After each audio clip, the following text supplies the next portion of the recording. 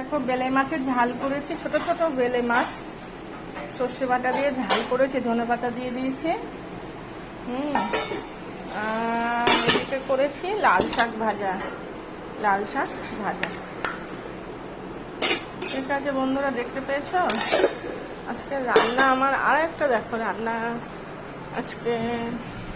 এদিকে হচ্ছে fried rice pressure কুকারে করছি, বেলা হয়ে গেছে বলে তাড়াতাড়ি করে করার জন্য প্রেশার কুকারে গোটা গরম মশলা ফোড়ন দিয়ে দিয়েছি, আর কাজু কিশমিশ দিয়েছি। যেরকম বাঙালি আমরা ফ্রাইড রাইস করি ওরকমই করছি।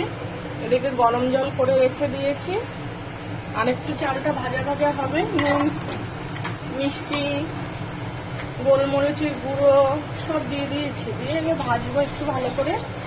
আর গাজর বিনসগুলো ভেজে নিয়েছি ভালো করে। আর এদিকে হবে চিলি চিকেন, এটা মেখে রেখে দিয়েছি। আর এদিকে সকালে পটল আর ভেন্ডি ভাজা, আর আমাদের জন্য হয়েছে ভাত। আর এদিকে চিলি চিকেনের জন্য ক্যাপসি আর পেঁয়াজ কেটে রেখে দিয়েছি। এদিকে স্যালাড কাটা হচ্ছে। আপাতত এই রান্না হচ্ছে, চিলি চিকেন করবো, ভাজবো, অনেকটা সময় লাগবে, তারপর দেখাচ্ছি তোমাকে বাকি অংশ। ঠিক আছে, চিকেনগুলো এই যে ভেজে ভেজে রাখছি, এই যে ভাজা হচ্ছে বন্ধুরা। আর এই যে বাকিটা রয়েছে, এবার এই যে চিলি সস, সোয়া সস আর হলো টমেটো সস, এই তিনটা দেবো। এটা ভাজাটা সবটা শেষ হোক তারপরে করবো। আজকে তোমাদেরকে দেখাবো আমি কিভাবে চিলি চিকেন করি।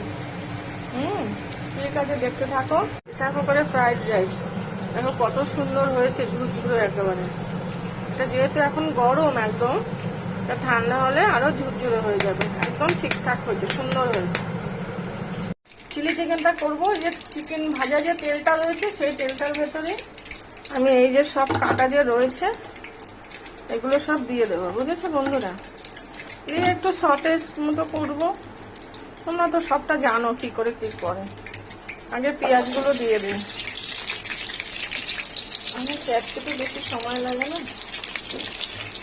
এই তেলটার ভেতরে দিয়ে দেবো। আমার বর কেটেছে পেঁয়াজগুলো, তো লোকে ছাড়িয়ে দেয় তাই না।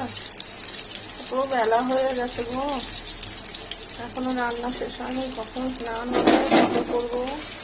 পেঁয়াজগুলো তো ভাজা ভাজা, হালকা ভাজা হবে।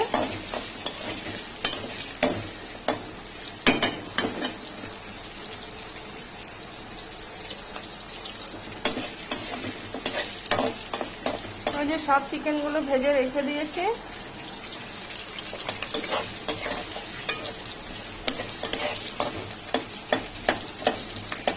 সব গুছিয়ে রেখেছি, সময় তো আর বেশি লাগে না চিলি চিকেন করতে। তোমরা তো সবাই জানো যে একদমই অল্প সময়ের মধ্যে চিলি চিকেন হয়ে যায়। কিন্তু আমার বেলা হয়েছে বলে আর ভালো লাগছে না পাতে। মোটামুটি হয়ে গেছে, এবারে এগুলো দিয়ে দেবো।